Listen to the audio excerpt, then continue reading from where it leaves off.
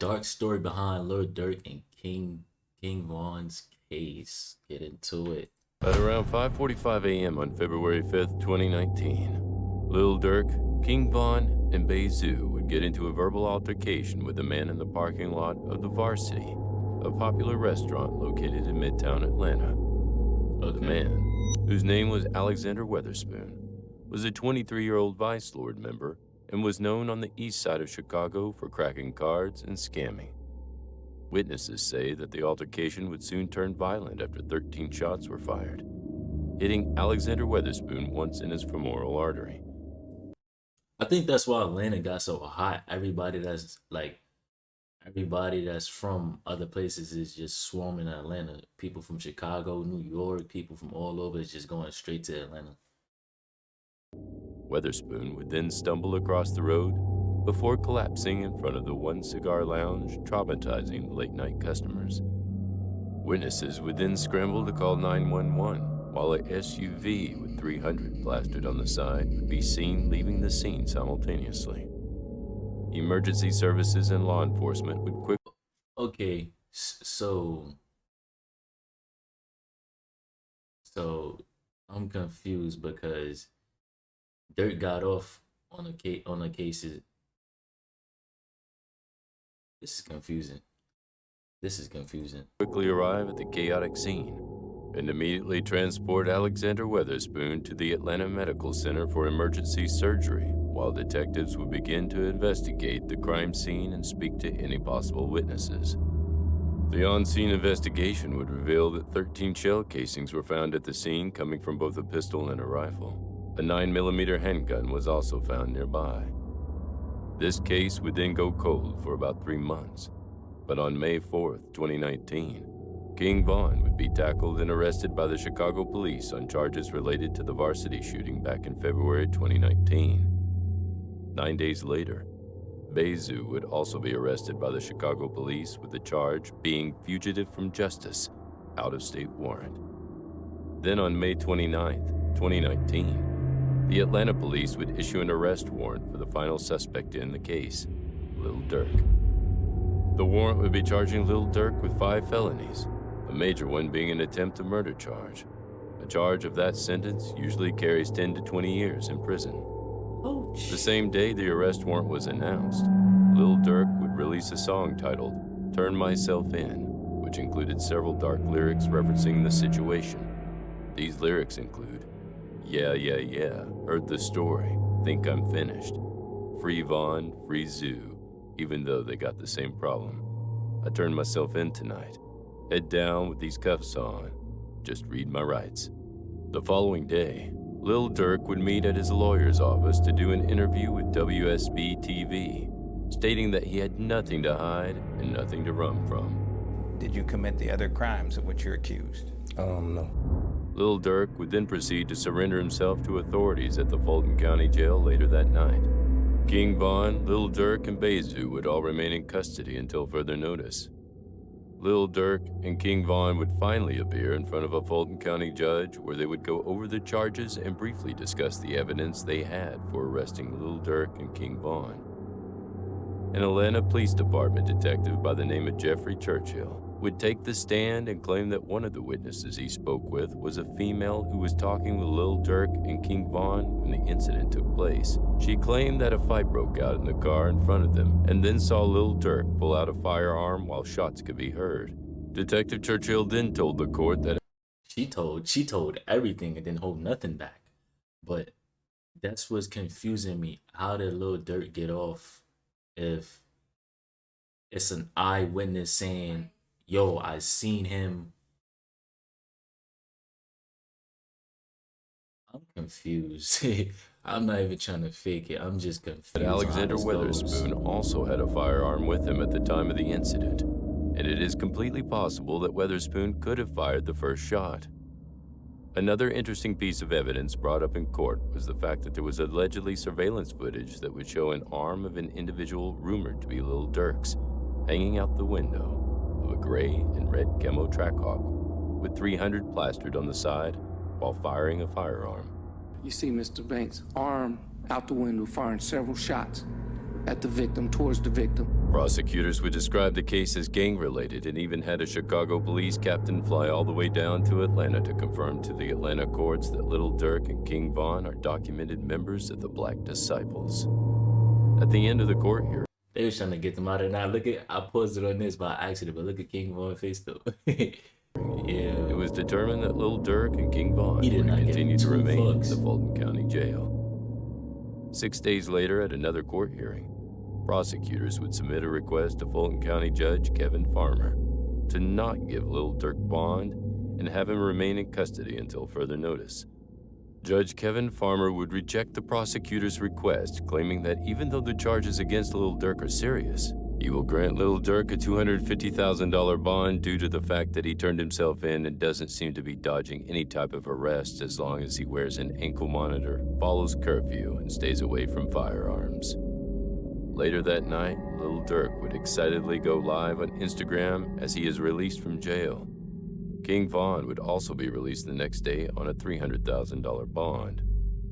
While out on bond, Lil Durk and King Von were no longer able to speak to each other, and both seemed to move a different type of way after their release. Lil Durk would seem to slow down and focus more on his career. King Von, on the other hand, would continue to live a fast and dangerous lifestyle despite already beating a murder charge back in 2017. This arrest arguably brought the most mainstream attention King Von has ever received at the time, furthermore skyrocketing his music career and street reputation. King Von was still going back to O Block and hanging out with some of the most dangerous individuals on the streets of Chicago. I mean, in this case, this is nothing new to him. I mean, he's from O Block. This is what he's used to. This is his nature, you know what I'm saying? So it's like, it's nothing new to him. I don't think he's gonna change or think this is like a second chance for him. This is what he lived for. Only this time, he would hand out large amounts of cash and custom expensive jewelry. This would give off the impression that King Von is funding and rewarding members of the O Block street gang for their work and loyalty. King Von would also start up Get Back Gang Entertainment in an attempt to give top O Block members a rap career in order to increase the gang's notoriety both on a street and mainstream level while monetizing it in the process. A very dark turning point in the story would occur on August 4th, 2020, when King Von's most notorious rival, FBG Duck, was murdered in broad daylight while out shopping at the Gold Coast Luxury Shopping District in Chicago, Illinois. King Von's music made multiple references to FBG Duck and the 63rd and St. Lawrence gang, making both FBG Duck and his block the subject of many disrespectful jokes and memes online. The most popular instance of this is in King Von's Took Her to the O, a song that describes Von getting confronted by a man rumored to be FBG Duck, and the situation ends up turning violent. Rumors on what exactly happened to FBG Duck would begin spreading online, with the most popular narrative being that King Von and O Block were responsible for the murder of FBG Duck. Fans all across the world were really starting to believe and see with their own eyes that King Von and Lil Durk were possibly the most dangerous men in hip-hop. Then just 9 days later, after the murder of FBG Duck, Lil Durk would arguably have the most important moment in his career take place when he would be featured on Drake's hit song, Laugh Now, Cry Later. The Drake collaboration would bring a whole new massive audience to Lil Durk Definitely. and his music, sending eager fans down rabbit holes only to discover that Lil Durk and his associates have extremely dark pasts involving lots of violence and even death. Lil Durk and King Von would take all the attention. What's crazy about this story is, like, with Lil Durk, he even said it in the $1 million worth of game interview that he didn't have as much money as people think he did before King Von came home and before the Drake feature. And that shocked me because he made it seem like he was making it seem like he was up on the net, like chains, all that. And he said, like, when Von came home, he was still broke, which is shocking to me. And they were getting from both the Drake collaboration and the FBG Duck situation to double down on their savage street reputations, regardless of the fact that the two were both very well aware that they were on bond and being heavily monitored by authorities. You ain't have your gun for them, you better have your gun for me. Better have your gun for Booney. Better have your gun for C. You don't believe me, you gon' see. You gon' end up by that tree. But I got my gun for Boone, they call him Chief. But we should've killed him sooner, cause he a thief. Know that we did it. King Von would even Them record niggas himself getting off a plane self-snitching only like to a be greeted by motherfucker. law enforcement officers with badges. 2 officers trying to search me on the plane. They talk about, let me search your bag out. Let me get y'all ID one more time before I leave. Take a picture of my badge. Hey, y'all want to search me for what? Remember, it's space. It wasn't too long before the ship began to sink. On November 6th, 2020, King Von would get into an altercation with Quando Rondo, a rapper with close ties to NBA Youngboy, another rapper in which Von had problems with behind the scenes.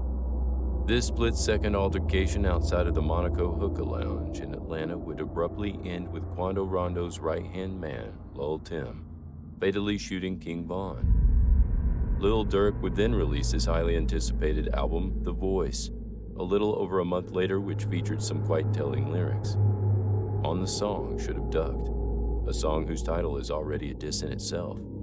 Durk says, I told my PO through the gate that I get high as She asked me how high do I get? I told her high as duck. Durk also says, they asked me where I'm gonna be in 10 years. I said the feds.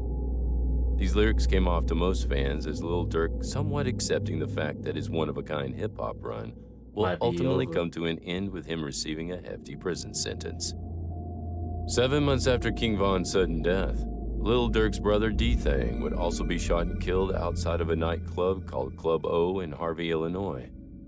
While losing another person so close to you is already a lot to deal with in itself, it must be even more difficult to deal with when a Yo, lot of the brother. speculation of why D-Thang was killed in the first place was because rival gang members have a tough time getting to Lil Durk due to his celebrity status, so his enemies just got the next closest thing. A few weeks later, trouble would continue to follow Lil Durk after his Atlanta mansion was broken into by alleged enemies of Lil Durk. Shots were reportedly fired in the home by Durk's girlfriend, India, but it was rumored that this would just be a cover-up in order to prevent Lil Durk from getting arrested since he was already a felon on bond. The dominoes would proceed to fall, but on a whole nother level this time, because on October 13, 2021, the FBI would raid O Block and arrest 5 members of the street shit. gang for the murder of FBG Duck. The most notable of the 5 arrested was Muwop, King Von's right-hand man. This wouldn't come as a surprise to most drill fans, as there was many pieces of evidence that hinted at O Block being behind the FBG Duck murder. One interesting piece worth mentioning is the fact that King Von gave Muwop his iced-out O-Block chain just 11 days after the murder of FBG Duck. King Von would also start shouting out Muwop more than ever on his story and had him in the studio with him at just about all times. It's like This a Muwop, war. he crazy. He got all type of button out his left. Muwop was also one of the most fearless out of the group when King Von was shot and even punched Quando Rondo in the head in order to help Von. The federal indictment revealed that they were all being watched prior to the FBG Duck incident, indicating that if King Von were still alive today, he most likely would have been sitting in the same jail as Muwop at this exact moment. So with all of this chaos going on, it left most fans wondering whatever happened to Lil Durk, King Von, and Bezu's case in Atlanta. Exactly. Well, back in 2021, the victim of the case, Alexander Weatherspoon, would be arrested on federal charges after allegedly stealing multiple identities and using them to fraudulently obtain money in order to purchase various luxurious items. The victim plays a big role in convicting the defendants in a criminal case, so having him in federal custody as well as the chaos that came with 2020 on a global scale most likely slowed down any proceedings of the case. Then on October 24th, 2022, it would officially be announced that after over 3 years since the original incident at the Varsity happened, the Fulton County District Attorney's Office would drop all of the charges against Lil Durk and Bezu. The Fulton County District Attorney was not shy in stating that King Von would have been indicted Ain't Bezu still locked up though? for the incident if he Is were he? still alive today, which could potentially indicate that Durk's legal team put all the blame of the shooting on Von since he had passed away. Fans online would be ecstatic at the news, claiming Hold up. this is great for Lil Durk and that it must be a Hold huge up. weight lifted off Durk and May, since he had passed the blame of the shooting on Vaughn since he today, which could potentially indicate that Durk's legal team put all the blame of the shooting on Vaughn since he had passed away. Fans online would be ecstatic at the news, claiming this is great for Lil Durk and that it must be a huge weight lifted off his shoulders. But just because the state dropped the charges doesn't mean that he's fully in the clear. Facts. Since the charges were dismissed and the defendants were not found guilty, it wouldn't be out of the ordinary for the state to intentionally drop the case if they knew it could be a part of a much, much bigger case. You know, maybe like a RICO. Only time will tell, but many credible individuals with close ties to the Derek definitely knows what's up if that's the case. situations seem to be hinting at the fact that Lil Durk's problems may have only just begun. Let me also give a very big warning. I fear that 2023 is the year that Lil Durk may be involved in some legal shit. I believe the feds have set the seeds to try to connect a lot of crime. And I know Lil Durk these days says, yo, these lyrics are just props. He even says in the song, the cops are smarter. They know who he's beefing with. That's a They know where the fact, bodies though. being dropped. Lil Durk, I feel like if they hit Durk with some shit, it's gonna be a dub, bro. It's just, they gonna hit him with just everything, bro.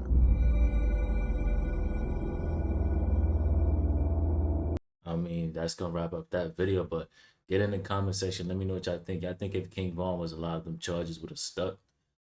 Like that would have been. That would have been. Oh, that makes it more interesting because would Dirk have snitched if that's the case? They say his legal team put it all on King Von.